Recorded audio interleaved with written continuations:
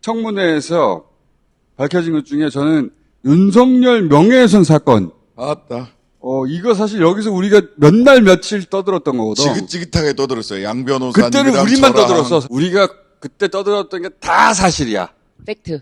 그때는 우리가 잡혀갈지도 모른다고 생각하면서 떠들었거든. 아니 나는 법무법인 정리하고 그러고 있었으니까. 다시 불거지기 시작한 것은 신학림 씨라고 언론노조위원장 했던 사람. 그 양반을 대장동 사업자 김만배 씨가 만나. 그때 말한 내용이 뭐냐면 대장동은 사업이 크게 나눠서 세 기간이 있어요. 2기, 3기. 초기, 중기, 그리고 김만배 씨가 했던 마지막 스테이지. 세 단계가 있는데 첫 단계에서는 민간 사업자라고 해서 이강길 씨라고. 사업 자금을 부산 저축은행으로부터 브로커 조우용이라고 하는 사람 조우형. 내세워가지고 10억을 뽀찌를 주고 불법 대출을 땡긴 거예요. 근데 이 사건을 중수부가 캐치를 했어. 당연히 조우용 걸렸어. 출국 금지가 됐어. 그러자 당시 법조 기자였던 김만배 씨가 박영수 변호사를 소개했죠. 변호사비가 1억 6천이야. 마법이 일어나요. 그래서 출국 금지가 됐던 조우영은 수사받으러 갔더니 그냥 커피 한잔 하고 가래. 나중에 이강길 씨가 법정에서 증언을 하길 나 조우영한테 돈 준 거 이거 어떻게 하냐 그랬더니 검찰에서 그건 빼고 적어라. 라고 했다고 완전 봐준 거지. 근데 그 수사를 한 사람이 누구냐? 대검 중수부의 윤석열 검사였다. 중수 이과장. 중수 이과장. 윤석열. 네. 이 얘기를 대선 직전에 한 거예요. 기성매체에서는 그 얘기를 못했고 뉴스타파가 이거 보도를 했고 뉴스타파는 이 인터뷰를 실었어요. 인터뷰를 실었어요. 김만배 신앙님 인터뷰를.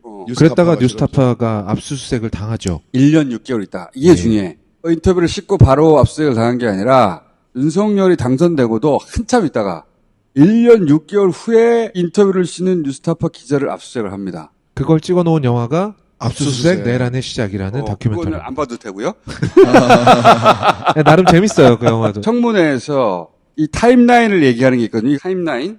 2022년 3월 대선 직전에 후보자에 대한 검증에 관해서 공익적인 보도를 한 두 기자에 대해 2023년 9월 1일 검찰이 신학림 전 언론노조위원장을 압수수색하면서 조선일보가 갑자기 김만배 기획 신학림 실행 허위 인터뷰라는 보도를 냈고요. 9월 4일 이동관 엄중 조치를 하겠다. 9월 5일 대통령실에서 희대의 대선 정치 공작 사건이다. 9월 5일 권성동 선거 공작이다. 한동훈 장관 책임을 물을 것. 9월 7일 강백신 팀장으로 한 10여 명의 검사들로 구성을 하고 9월 12일 방심위에서 가장 많은 과징금을 부과하고 9월 14일 뉴스타파 사무실과 한상진 봉주 압수수색을 합니다. 9월 19일 이재명 체포동의안, 9월 21일 체포동의안의 의결까지 정신없이 몰아쳤는데요. 이렇게 난리를 쳤던 대상보도는 김만배 씨가 당시 인터뷰에서 박영수 변호사와 윤석열 당시 대검 중수부 검사를 통해 사건을 해결했다. 이재명 성남시장 때문에 대장동 사업에 어려움을 겪었다고 하는데 이건 맞죠?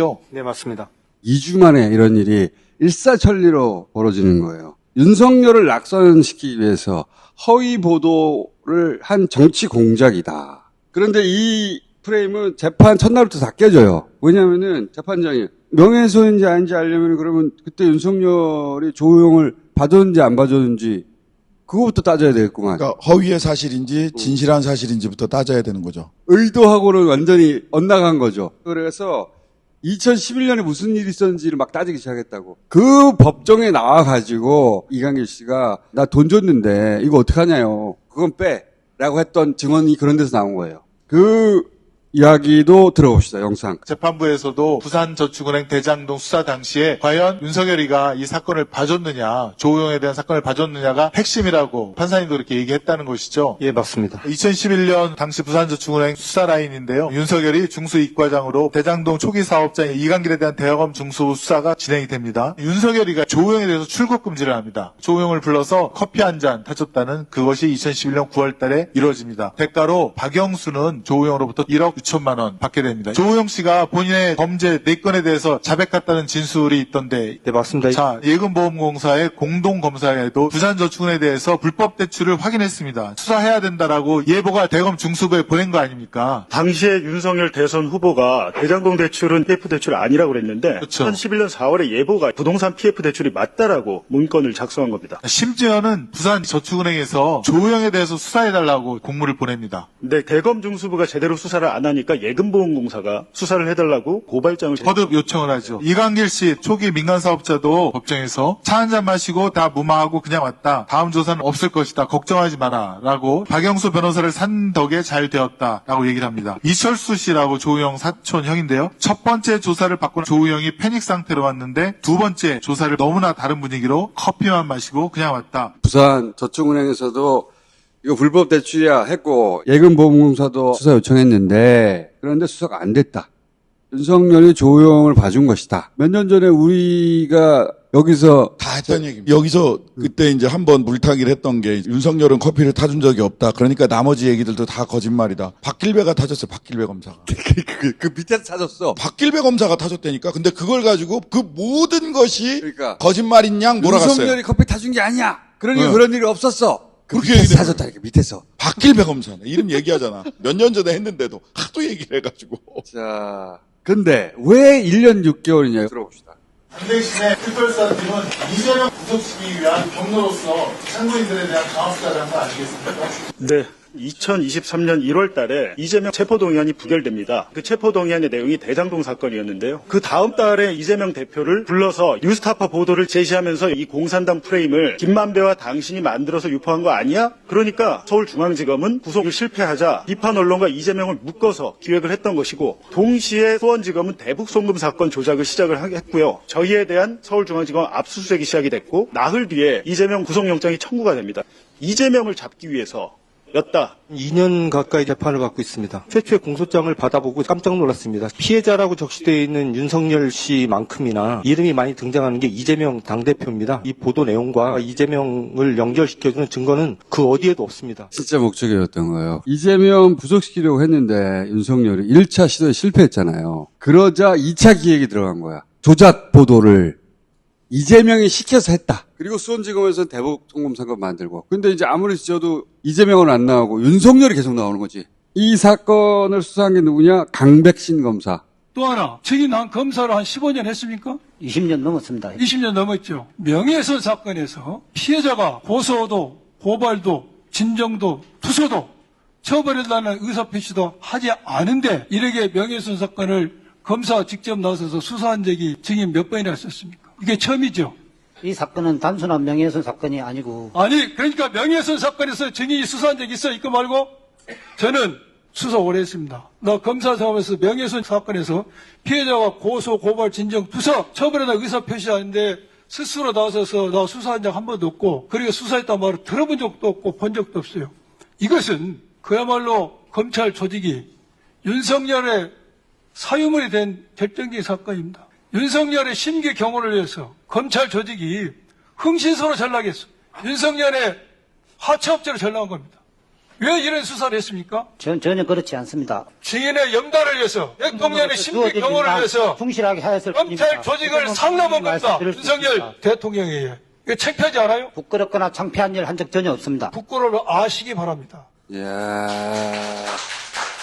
이거 선배 검사니까 할 수 있는 드립이야. 바로 직계 선배니까 니네 왜 그래? 이 사건이 2011년부터 시작돼서 지금까지 이어지고 있는 거잖아요. 쟁점은 두 개예요. 하나는 부산저축은행 사건에서 박영수를 통해서 윤석열이 조우영을 봐줬느냐. 그다음에 두 번째 쟁점은 명예훼손 사건은 반의사 불벌죄라고 해서 고소고발이 들어왔어도 나 이 사람 처벌 원치 않아요. 그러면 사건을 중단해야 되는 그렇지. 사건이에요. 근데 자발적으로 검찰 조직이 시작을 했단 말이에요. 그러니까 윤석열이 고소, 고발, 진정, 투서 하나도 처벌, 없었어. 의사를 밝히지 않았는데 검찰이 먼저 나가서 했다는 말이야. 법정에서 굉장히 재밌는 쟁점이 하나 있습니다.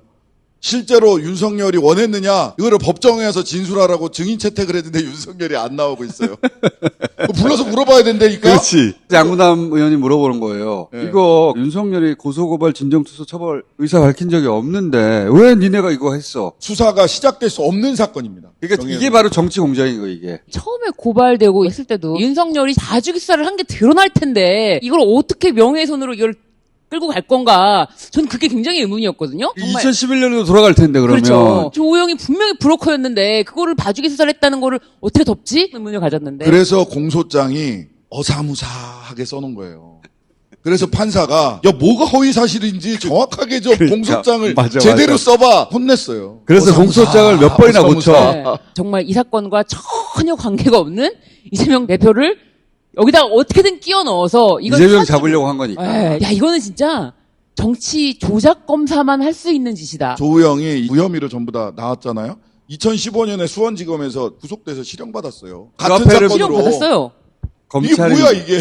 윤석열 때는 조용을 풀어줬죠. 풀어줬단 말이에요. 그런데 4년 있다가는 수원지검에서는 이걸 잡아요. 그래서 2단계에서는 또 무슨 얘기가 있냐면 검사들이 다른 사람이 사업을 하게 만들려고 했나? 라고 하는 검사들의 개입이 두 번째 의혹의 대상입니다. 왜냐하면 수원지검이 민간 사업자를 막 조져요. 결국 민간 사업자가 포기합니다. 그때 주인이 바뀌어요. 마지막 주인이 바뀐 게 김만배예요. 이것도 하나의 큰 사건입니다. 주인이 바뀌어가는 과정도. 그 김만배가 원래 법조기자 출신이고 법조 인맥이 굉장히 크죠. 조우영한테 박영수를 소개해 준 사람도 김만배니까. 마지막 주인이 어떻게 김만배가 됐을까 그러니까. 하는 것도 사실은 밝혀져야 될 부분. 굉장한 미스테리예요. 그래서 그 중간에 50억 클럽이 등장하게 되고 그리고 윤석열 아버지 집을 김만배 누나. 김만배 씨 누나가 우연히 샀다는 거 아니야? 우연히? 현금으로. 우연히 현금으로 연희동에서. 근데 어제 청문회에서 그거는 박영수 변호사가 연결해 줬다. 우연히 산 게 아니고. 당연히 우연히 샀겠어, 씨발. 그때 우연히 샀다고 그랬어 우연히. 서울에 집이 지금 몇 개인데 우연일 수 없다고 여기서 한참 얘기했는데. 맞아요. 이게 뇌물이지. 윤석열 아버지 집을 왜 사줘? 계속 뇌물로 얘기했죠. 모니터 켜놓고 집 위치 이런 집을 어떻게 우연히 발견해서 하냐. 맞아. 아니, 그래서 그때 지금도 기억나는 게 거기가 우상호 의원 지역구였거든요. 우상호 의원의 동네 부동산 가서 여기 집이 잘 팔려요 뭐 이런 거 물어보고 맞아. 매매가 잘 일어나지 않는 곳이랍니다. 이거 뇌물일 수밖에 없지 않냐. 김만배 씨 누나가 윤석열 아버지 집을 샀다는 거야. 현금 주고. 이게 말이 되나? 우연히? 우연히. 윤석열이 그때 무엇을 봐줬나? 주인은 어떻게 바뀌었나?